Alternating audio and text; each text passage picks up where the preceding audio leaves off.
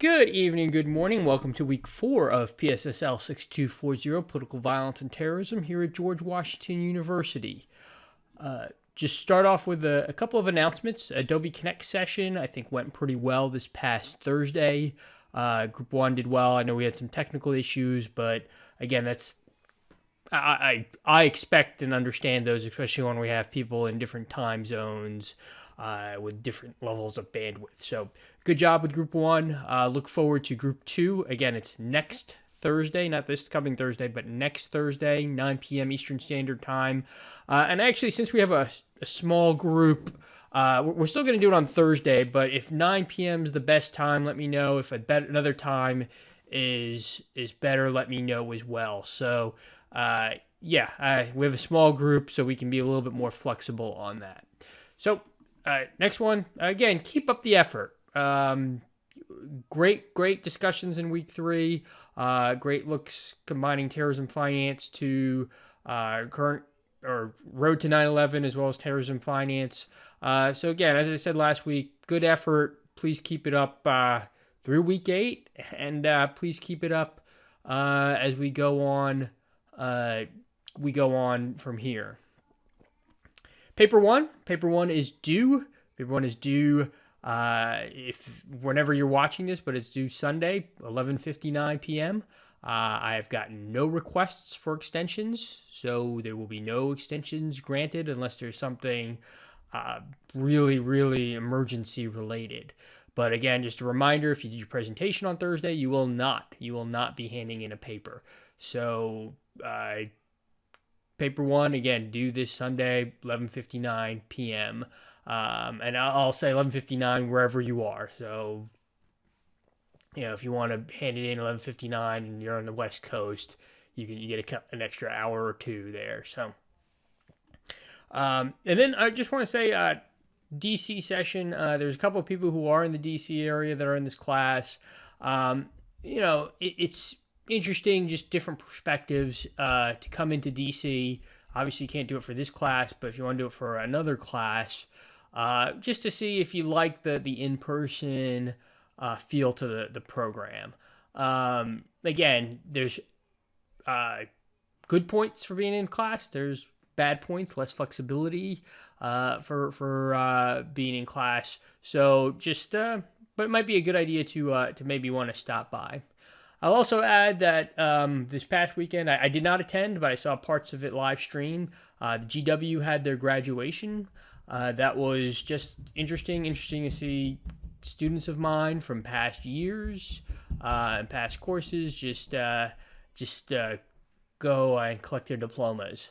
I was also kind of surprised that people from out of town. So if you're taking this at a distance learning, they flew in for the graduation weekend, which was pretty nice. So again, if I know it's not a year, or it's a year or 2 for a lot of you from here, but if you finish your program and you want to come down to DC, it's actually pretty nice to sit in the graduation, to walk and actually collect your diploma. So food for thought, again, some time from now, so just keep that in mind. And then obviously current events. There's 2 current events that are related that I think are worthy of bringing up. First, TSA lines. We're going to have a section on airplane or aviation security in week 6, but just the TSA lines have gotten apparently so out of control that people are protesting, they're videotaping them, and there's complaints going all the way up to the DHS and TSA security level. In fact, there's calls to fire the TSA chief next, if this isn't straightened out before Memorial Day. I just want you to follow the story. See how the DHS and TSA, see what they're doing as far as their media strategy to try and combat this. And then more importantly, see what they're trying to do to actually balance security with the mission of the TSA, which is to provide or balance security with convenience for customers. I have my own ideas on how to balance security, which I will talk about in week 6. But fair warning, I worked at TSA, and I have a lot of disagreement with how they go about providing aviation security. But I'll ask, how to provide the right balance. And just again, keep that in mind. And then dovetailing with that, the second incident, the Egypt airplane that crashed in northern Egypt. Now, I'm hearing terrorism, I'm hearing accident. I think we'll have to wait on the verdict. I don't want to jump to any conclusions. But again, we had the aviation incident back in Sinai back in November this past year, and then we have this possible incident. So just think about how that impacts what you're doing, why you're in this program, and think about how you could actually try and prevent something like that from happening. And again, in week 6, we're going to look at the underwear bomber in a lot more detail. And for those of you who don't remember, the Christmas Day underwear bomber 2009, and look at aviation security as a system, why it failed during that day, and how it can be successful, how it can be more manageable, for lack of a better term. So week 3 review, again, great discussions. I think everyone saw the discussion piece, the video, as well as the Zakaria article. What I'm going to ask you to do is think about Road to 9/11, again, the short term versus long term, or I should say long term versus short term there, and I apologize. The video talks about the Crusades and talks about the Mandate period and the rise of Wahhabism in the 18th century and the Mandate period in the early 20th century, and they say those are reasons for 9/11, or for impact, not just 9/11, but the anger in the Arab world that was on display immediately after 9/11. Zakaria has, I think, a little bit of a spin on that, a little bit of a different argument. His story starts with 1967, and he brings up a pretty valid point that the Arab world in the 40s, 50s, and 60s, early 60s, was somewhat progressive, tolerant of women's rights, sympathetic to the United States. And his story, and then he says in 1967, after the 6-Day War, attitudes shifted. I will let you decide whether the road to 9/11 and the anger seen in the Arab world immediately after 9/11 was part of long history or short history.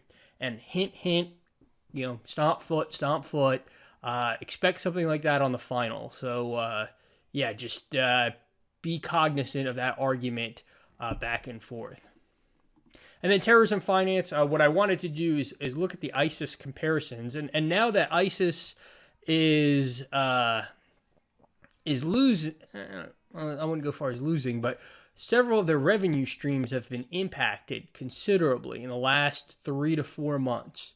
And we talked about, Napolini talked extensively about ISIS, or about the quote was, a terrorist group is a fundraiser that occasionally kills people. Think about the impact loss of the steady revenue will have on ISIS as it transforms from something that can be a caliphate and that has governance to something that now has to rely on extortion and black markets and all those nefarious activities to raise money. Think of what that's going to do and the impact on ISIS that those issues will have. And I think the Newsweek article was written at the top when ISIS was fully in its revenue stream. I'm going to look for some articles that try and argue the other, that ISIS is beginning to lose money and what the subsequent impact is. So that's what I want you to take away from the terrorism finance piece is not just the history of terrorism finance, but the look at ISIS and the historical connotations and how it relates to the present day. And that's, again, an ongoing theme of our class. What we see in the past relates to what we see in the future, and how terrorist finance occurred in the past is still relevant to what we see with ISIS and Al-Qaeda and the other organizations that sprout up currently. So, again, terrorism finance is something that, something important to know. And when you do your final paper on counterterrorism policy, you can talk in detail about finance being a vector to counter terrorism. So, moving on, terrorism adaptation. There's readings. I'm going to change the readings. You have readings in your the Rand article that's in your packet. I've gotten enough complaints. I'm actually going to go ahead and change that to something a little bit more simpler. So there'll be another Rand article that I will provide in this email with you that's a substitute for that first article. But what I want you to do is the article that I'm going to send, it's going to talk about 5 terrorist groups. It's going to talk about Shinrikyo, Hezbollah, Jemaah Islamiyah, Earth Liberation Front, and the Provisional IRA. Choose one of those groups, read in detail, and what I want you to do is, after you watch the ISIS on PBS Frontline, I want you to talk about terrorism adaptation. I want you to compare and contrast the group that you chose with ISIS. Simple, kind of, again, looking at that, trying to connect the past with what's going on now.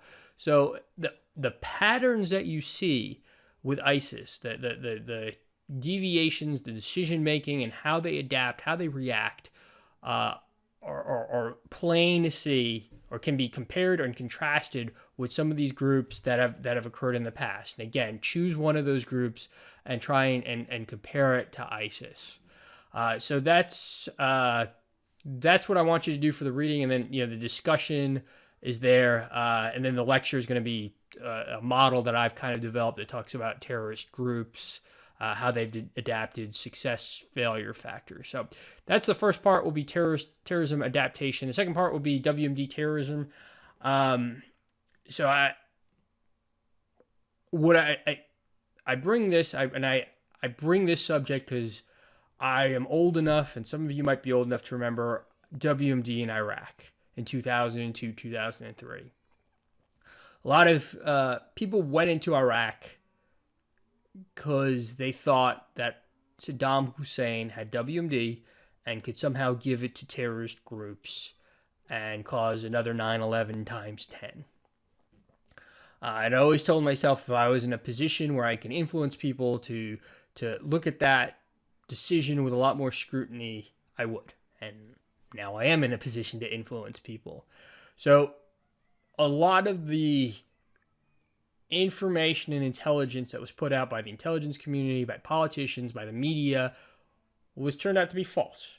Even before that, we kind of knew it was false, or it was hyped. And I suspect because not enough people knew the science and the policy and the issues related to WMD terrorism. And they didn't know how difficult it would be, or the ability to for a terrorist group to just acquire sarin or some other gas or some other deadly disease.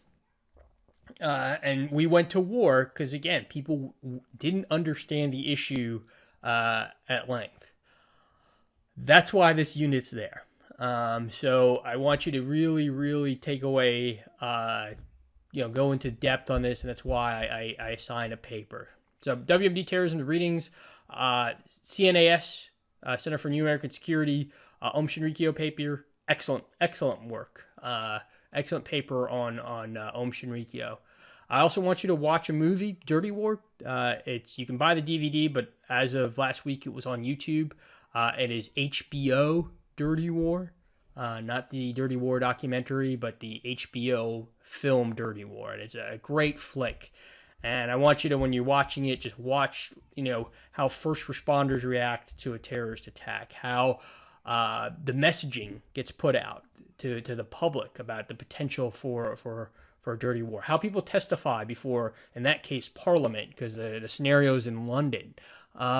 So that's, and again, I'm a little hesitant at assigning a movie in a graduate level course, but since it was such a good movie, I have no problem assigning it.